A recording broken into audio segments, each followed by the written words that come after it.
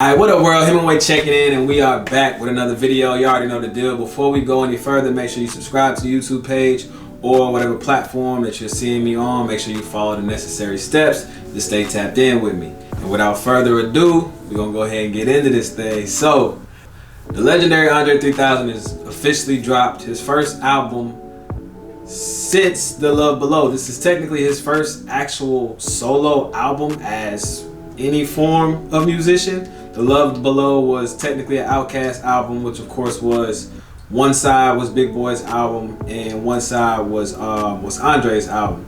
So with that being said, a lot of people have heard talks about Andre 3000 over the last however many years about him possibly having an album, working on the music, people getting overly crazy excited when he goes to the studio. And it's understandable because he's a legendary hip-hop artist, legendary rapper, part of a legendary group, and a lot of people do hold him in high regard in reference to his rapping ability and capability.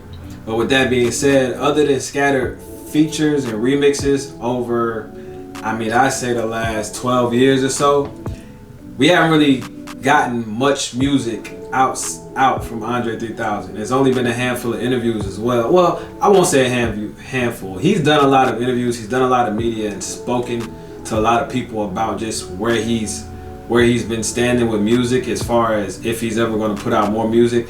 And with all that being said, all the raps we're getting from him is the raps that he's giving to other people.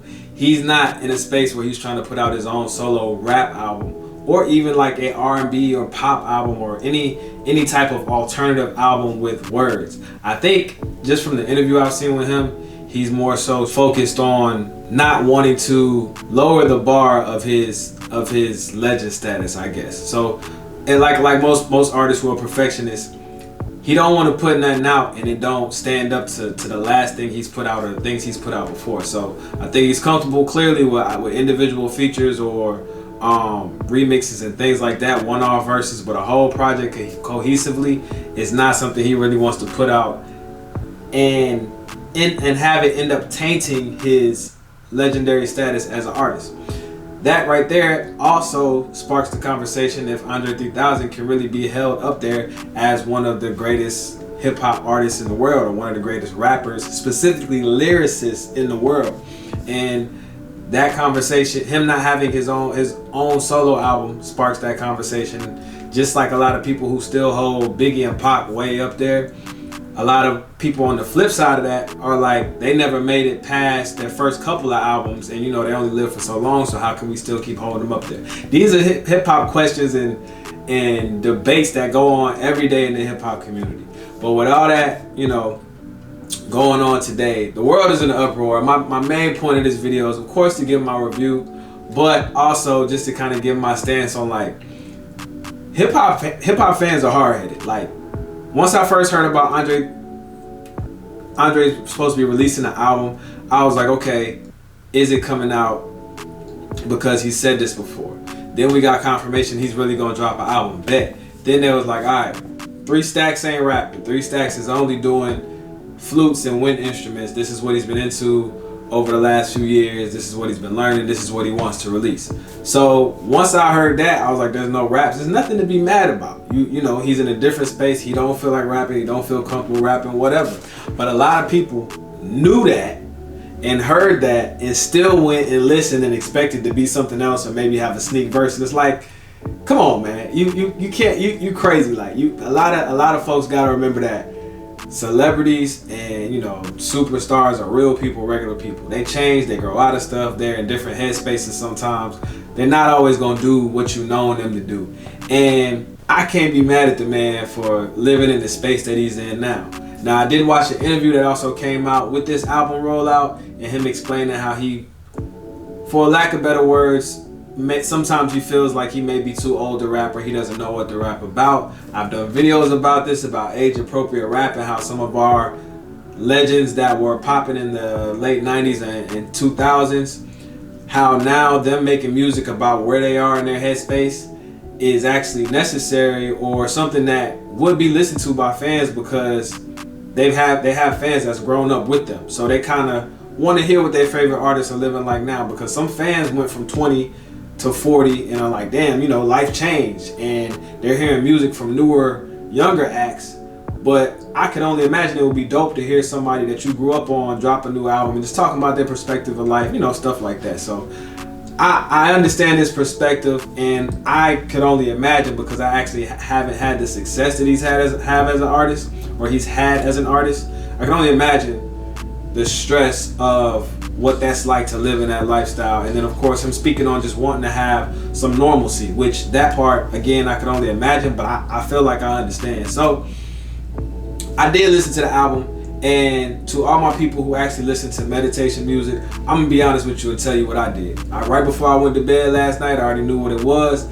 I played the first song. He has, I forgot which one. I think it's the first actual song on his album. Forgot the title of it. But that one is like 2 minutes. It's like the length of a regular song. All the other songs are 10, 12, 13 minutes, stuff like that. So I just let the tracks play as meditation music. I got through the first one. I got a couple minutes into the second one, and I fell asleep.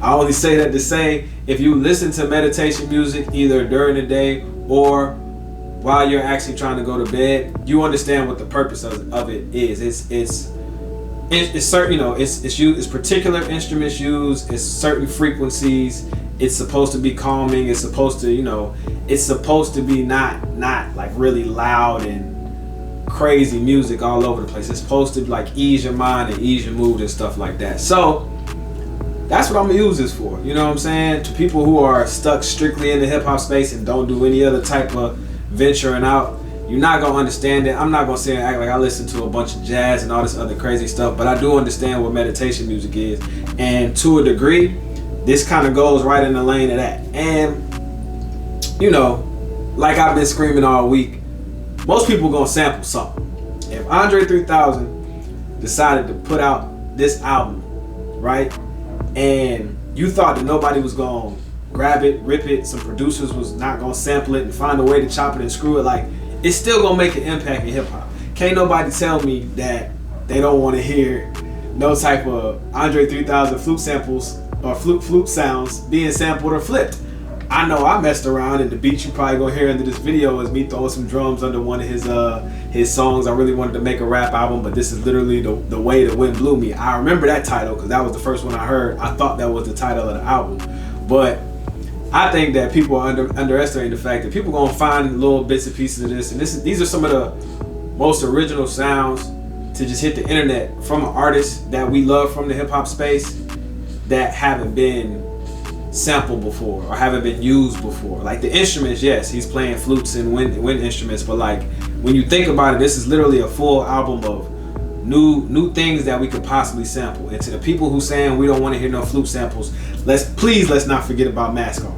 And I've been trying to think all week. I didn't look it up, but it's around the Mask Off era, right after Mask Off. It was I can't remember the Roddy Ricch song. I'm thinking about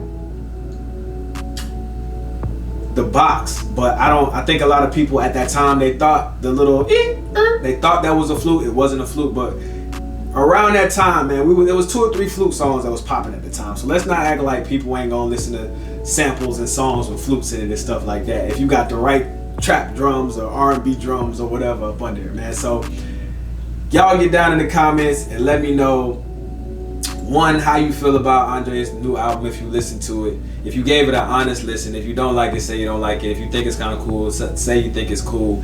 If you just really don't have no response, you ain't got to comment. But also, my other question is, with him not dropping a rap album, does this knock him out of the category? Because he essentially, if he would have never put out music, it might have just been up in the air. But since he's released some new music, does this just knock him out of the conversation of best lyricist or top lyricist or, you know, whatever? I don't think it does, but y'all let me know what y'all think in the comments. Again, I go by the name of Himaway. Until next time, I'm out.